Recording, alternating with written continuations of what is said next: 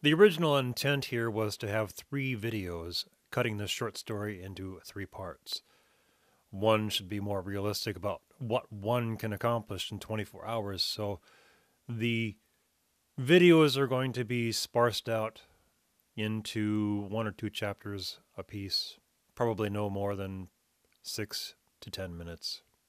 It's just a factor of being more consistent with my productivity, spacing everything out that needs to get done within a more realistic time frame. The Roadside, Chapter 8. Sarah stepped back from the door to the middle of the apartment, wondering if it was safe to slip out. He could be standing in the corner of a doorway, out in the middle of the hallway, or downstairs in the lobby, waiting to pounce from behind the front desk. She counted the minutes to pack her few possessions into a threadbare backpack, figuring the time it would take to slip out of the building unseen and slip out of the city. Sarah had a little over $2,000 in cash. She had enough intrinsic valuables to get her through the next few months on the road. But to where? What had her dreams told her? Children dream. Adults go out into the world and make it what they can. Dreams are for children and the insane. The death of a dream had to be no different than getting rid of acne or any other symptom of childhood. The idea of a dead dream enraged her, the tips of her fingers feeling the pressure of her blood. Sarah would rather die, even by her own hand, or be crushed under the wheels of a truck and left for dead in a ditch. Life should never be that decision, live to die or die to live. Every day gave colorful alternatives to that question of living a dream. A rose garden, a beach with palm trees, something sweet in a tall frosted glass. Not the daily drudgery. To hell with that. If she never paid those damn debts off in order to possess only the ghosts of her dreams, then it was a price she was willing to pay. Visionaries turned dreams into reality. Dreamers dreamt, but rarely made the dreams real.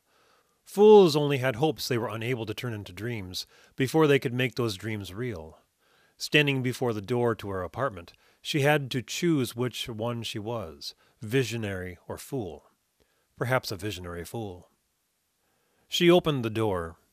The hallway was empty on both ends. The drab olive wallpaper was depressing, like the soul of a bureaucrat. She could hear televisions behind the other closed doors, a child crying, a soft argument. She made it to the end of the hall, to the stairwell. Out in the street, she was careful to look at every face while appearing oblivious to the people around her. She stared into every alleyway and every shadow, watching for something to happen. She had seen this behavior in a cop show, the rowdy detective sweeping around every corner after the bad guys, gun at the ready, vigilant. She caught herself prying into the eyes of strangers, accusing them with a glare, wondering if they were one of the people after her.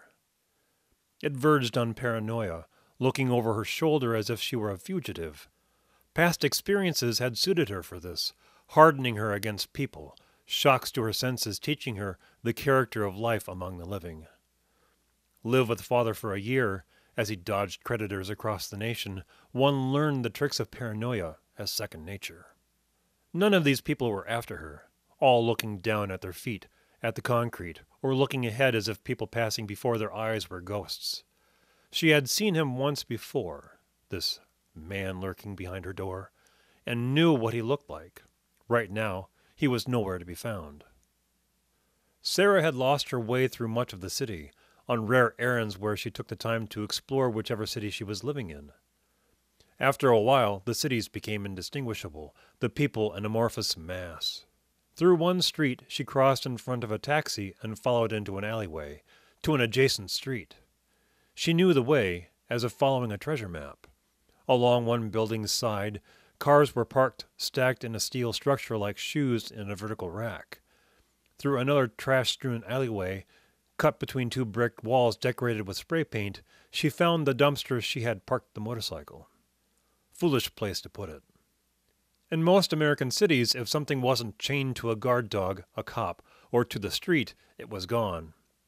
The building the bike rested against had been a business of one sort decades ago, eventually turned into studio apartments. She knew this building well. Sully lived here. Sully bartered with Chance and the Devil to have a percentage of his dreams lived out as an allowance, while working a day job to pay his way. He enjoyed the work, computer graphics and animation, but it was far from the dream of being the next Picasso. She had lived here for 2 months, under her brother's care, before she got her own place. She dug the machine out from under some cardboard boxes and pushed it out to the edge of the street. There were fewer pedestrians on this block. Sarah laughed at herself as she pulled the bike into the sunlight. The flat blue paint sprayed over everything but the essentials, as if Sully were covering up a theft.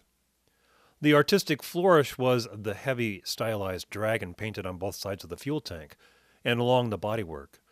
The metallic orange and gold glittered with indiscretion. The bike had been her brother's for years. All Sully drove were bikes, and wrecked so many that this bike was a collection of parts from various wrecks. It ran perfectly, fast and free. It dawned on her that it wasn't a dragon on the side of the bike, but a phoenix. The bike had been reborn from wreckage so many times that the decoration seemed a fitting honor, rebirth after rebirth. Sully had done so much with his life as well, rebuilding himself countless times after as many failures. Sarah concentrated on a reflection from a street sign across the street.